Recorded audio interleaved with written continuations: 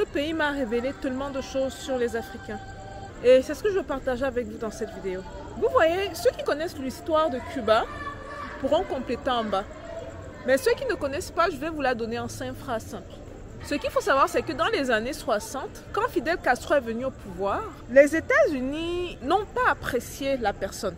Okay? Donc ils ont mis un embargo sur le pays. Et le but, c'était de quoi? C'est juste d'étrangler l'économie cubaine, d'affamer la population afin que celle-ci se soulève contre son leader, Fidel Castro, à l'époque. Donc ils avaient mis l'embargo sur la nourriture, sur tous les objets qui rentraient ici, sur les intrants. Bon, c'est l'aspect positif de l'embargo, hein. Sur les pesticides, les herbicides. Et naturellement, l'Union soviétique est devenue le premier allié de Cuba après ça. Mais malheureusement, dans les années 90, l'Union soviétique tombe. Donc du coup, ils doivent tout lâcher et se replier sur eux. Il n'y avait même plus d'Union soviétique, on se comprend. Donc Cuba est laissé à lui-même ou à elle-même. Plus d'aide extérieure, plus personne pour les aider. Et ils devaient prendre leur destin en main. Bien que la situation ne soit pas parfaite dans ce pays, parce que j'ai eu quand même l'occasion de faire le tour de certaines villes, et je peux vous dire que ce n'est pas parfait du tout. Si vous voyez ce qu'ils ont construit à partir de rien, ces gars ont fait leur route durant l'embargo. Ils ont développé leur agriculture durant l'embargo. Vous vous demandez même, ils ont fait comment? D'où venaient les matières premières? Ça s'est passé comment ici? Bref, ils l'ont fait. Je salue le progrès dans ce pays-ci. Je salue ce que les Cubains qui bougent ont fait. Maintenant, quand vous voyez nos pays africains, où il n'y a pratiquement pas d'embargo et où on a une diaspora très puissante qui a la possibilité d'aller apprendre et d'adapter, ou même on a des gens sur le continent qui n'ont pas besoin de copier-coller l'étranger.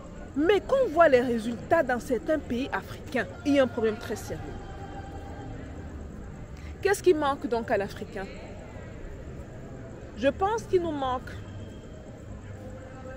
pas seulement la volonté. D'aucuns diraient la volonté est importante, mais on peut avoir la volonté de changer les choses, on peut avoir la volonté de devenir une copie pâle des autres, de devenir quelqu'un qui n'est pas créatif, quelqu'un qui prend chez l'autre, implémente chez lui, sans créativité, sans caractère. Vous êtes juste quoi? Une poupée, comme ça, qui veut ressembler aux autres. Vous regardez, la poupée est comme ça.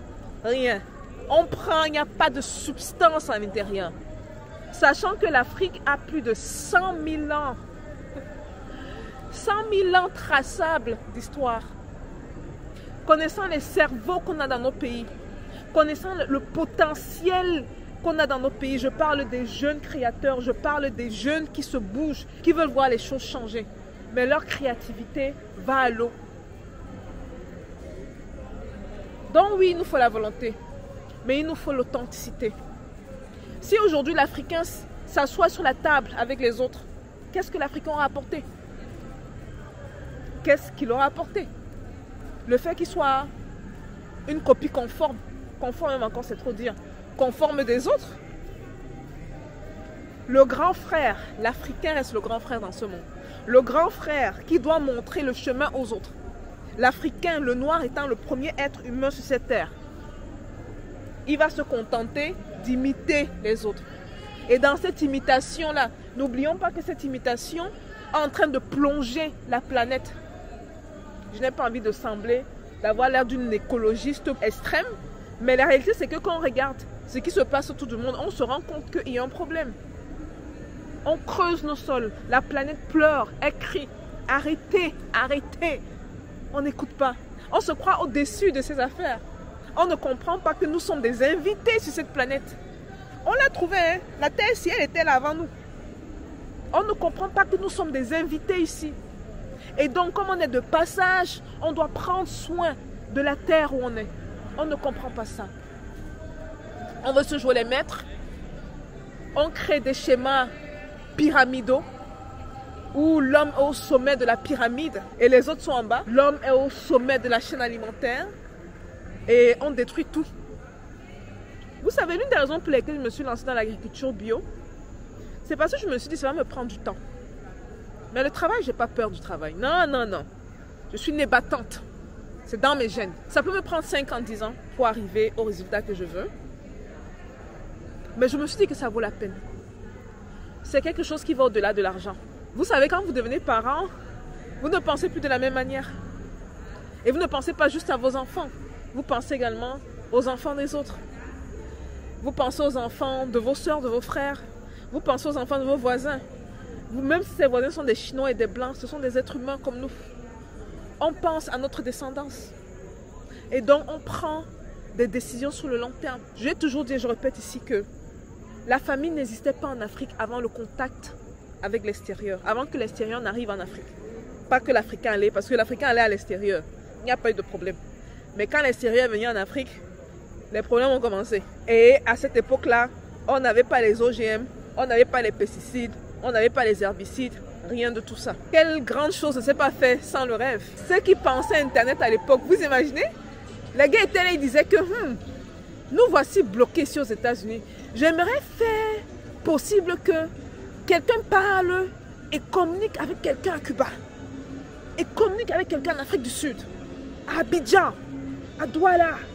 J'aimerais faire ça. On les traitait de quoi? De rêveurs. Ou même les gens qui disaient est-ce qu'on peut créer un objet volant qui va aller 120 fois plus vite que la voiture? Est-ce qu'on peut faire ça? On leur disait vous êtes fous. La seule différence, c'est que je ne rêve pas. C'est un modèle qui a été fait dans le passé. Il faut juste trouver les moyens modernes de le refaire. Il faut prendre les méthodologies qui conservent la Terre. Les méthodologies qui pensent au futur, à 1000 ans. Je ne vous parle pas de 50, 100 ans. Ce que l'être humain a fait sur cette Terre en 300 ans, ça détruit ce que la nature a fait en des millions d'années. Vous savez le nombre de millions d'années que ça prend pour que vous formez les diamants dans le sous-sol? En 200 ans, 300 ans, tout, on a ramené tout ça à zéro. Zéro. Bref. Un autre pays en plus, une inspiration en plus. J'espère que cette vidéo va parler à plusieurs. Je suis à Cuba, les gars. C'est tellement romantique, hein, cet endroit. C'est trop romantique, quoi. Et je pense à vous. Je pense à vous. Et je viens chercher la connaissance pour nous. Pour vous, mais pour moi également, pour nous. Et à travers cette caméra-ci, je veux me rassurer afin que vous receviez cette information ici. Voilà. Regardez le gars. On se voit à la prochaine vidéo, ok? Peace out.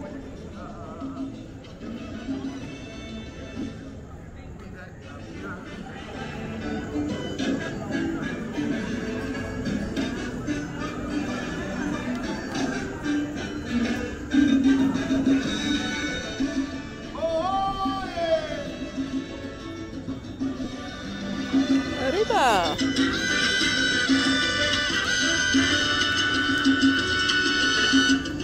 Si este amor es de una vía, yo manejo a contramano, muevo todas las señales, porque llegues a mis brazos. Despiertas junto a mí desmayada, de luz de mi camisa de pijama. Ya quédate a dormir en esta cama, por los días y las noches que nos faltan. ¡Ay, que